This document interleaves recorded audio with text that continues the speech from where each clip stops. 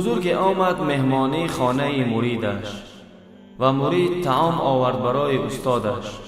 استادش طعام را خورد و بسیار پسندش آمد. گفت ماشاءالله، خیلی بالذت بود. زنت را فریاد کن پشت پرده بیاید. مرید زنش را فریاد کرد. بزرگ گفت دخترم، من طعامی از دست تو تیار کرده را خوردم، بسیار بالذت بود.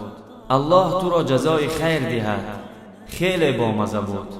این زن بسیار با علم گریه کرد.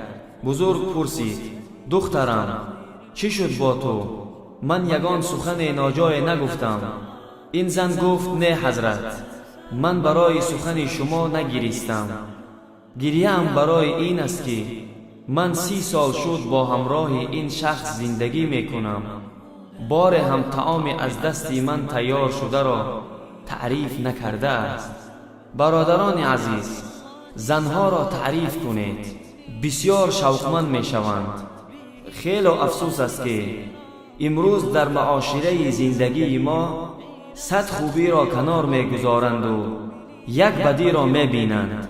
100 خوبی را فراموش می کنند و پس یک بدی می گردند. 100 خوبی در نظر نمی آید، یک بدی در نظر می آید.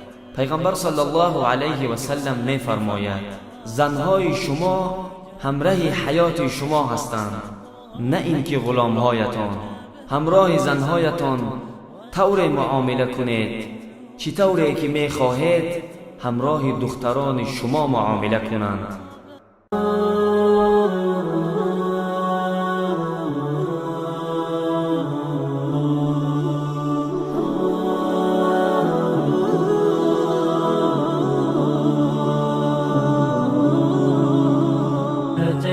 وقد توزعت الهدايا وحملت الرحال على المطايا.